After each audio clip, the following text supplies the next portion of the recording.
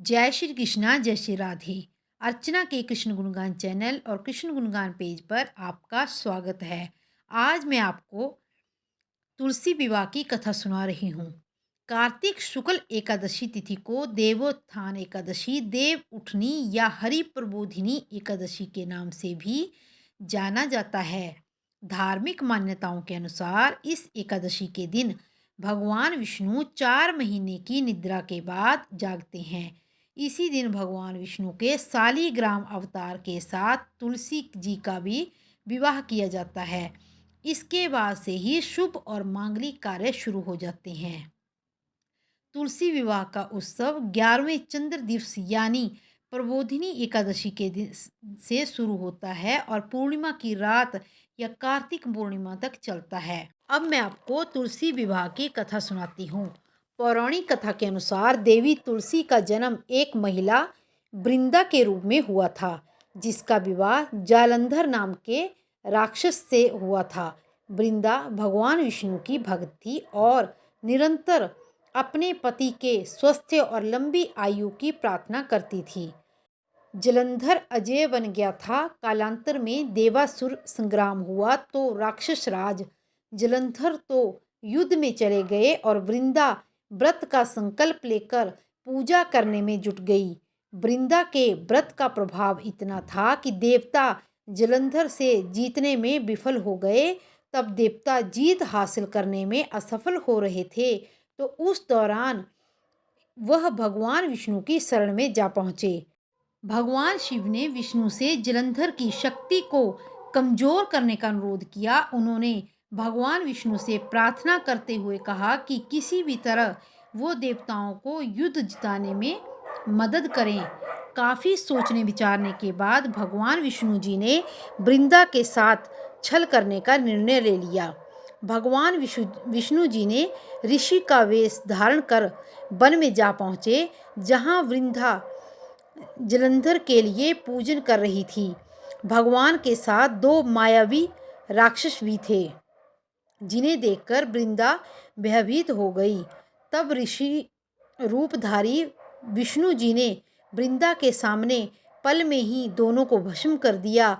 उनकी शक्ति देखकर वृंदा ने कैलाश पर्वत पर महादेव के साथ युद्ध कर रहे अपने पति जलंधर के बारे में पूछा। तब ऋषि ने अपनी माया जाल से 2 बानर प्रकट किए।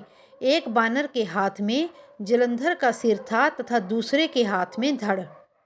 अपने पति की यह दशा देखकर वृंदा मूर्छित होकर गिर पड़ी। होश में आने पर उन्होंने ऋषि रूपी भगवान से विनती की कि वो मेरे पति को जीवित करें। तब ऋषि रूपी भगवान विष्णु ने अपनी माया से पुनः जलंधर का सिर धड़ से जोड़ दिया, परंतु स्वयं भी वह उसी शरीर में प्रवेश कर गए। वृंदा को इस छल का जरा भी आभास न हुआ। जलंधर बने भगवान के साथ वृंदा पतिव्रता का व्यवहार करने लगी, जिससे उसका सतीत्व भंग हो गया।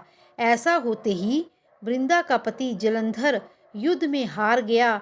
देवताओं ने जलंधर का गला काटकर उसका वध कर दिया। तब वृंदा को भगवान विष्णु का छल का आभास हुआ, तो पहले तो वो जलंधर का कटा सिर देखकर खूब रोई और सती होने से पहले उसने भगवान विष्णु को शिला यानी पत्थर बनने का श्राप दे दिया। पतिव्रता वृंदा के श्राप से भगवान विष्णु पत्थर बन गए।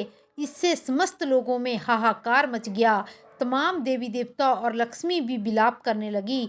अब सभी ने मिलकर वृंदा से खूब मिन्नतें की कि वह भगवान विष्णु को अपने श्राप से वंचित कर दे। आखिरकार वृंदा ने भगवान विष्णु जी को वंचित करने की बात स्वीकारी और भगवान विष्णु अपने पुण्य रूप में वापस आ गए, परंतु उधर वृंदा सती हो गई। भगवान विष्णु ने देखा कि वृंदा जिस स्थान पर सती हुई वहाँ पर एक पौधा खिला हुआ है। अपनी परम भक्त वृंदा से छल का प्रायश्चित करते हुए भगवान विष्णु ने खिले हुए तुलसी के पौधे को अपना नाम दिया और ये कहा कि आज से इनका नाम तुलसी है और मेरा एक रूप इस पत्थर अर्थात शिला के रूप में रहेगा। जिसे शालिग्राम के नाम से तुलसी के साथ पूजा जाएगा। और आज से पूजा में तुलसी जी के बिना मैं कोई भी भोग स्वीकार नहीं करूँगा। और तभी से भगवान को लगाए जाने वाले भोग में तुलसी पत्र को रखकर ही भगवान को भोग लगाया जाता है। भगवान विष्णु ने वृंदा से कहा कि हे वृंदा, तुम अपने सतीत्व के कारण मुझे लक्ष्मी से भी अधिक प्रिय हो गई। अब तुम तुलसी के रूप में सदा मेरे साथ रहोगी।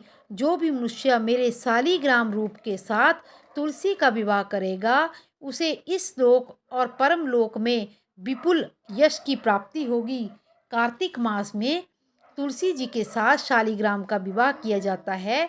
यही वजह है कि तब से सभी लोग तुलसी जी की पूजा करने लगे तथा तभी से कार्तिक मास की एकादशी के अवसर पर तुलसी जी के साथ शालिग्राम का विवाह किया जाता है और इस दिन को तुलसी विवाह के पर्व के रूप में मनाया जाता है।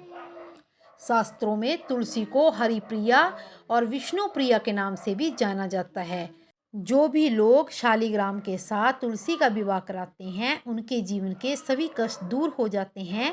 भगवान विष्णु की विशेष कृपा प्राप्त होती है।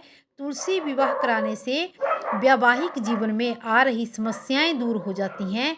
यदि विवाह या रिश्ता होने की रुकावटें या अड़चनें आ रही हो तो तुलसी का विवाह करवाने से सभी प्रकार के विलंब दूर हो जाते हैं। मान्यता है कि शादी संबंधी सभी दिक्कतें मनुष्य की दूर हो जाती हैं। जो दंपत्ति तुलसी का कन्यादान करते हैं, उन्हें जल्दी ही संतान प्राप्ति का आशीर्वाद मिलता है।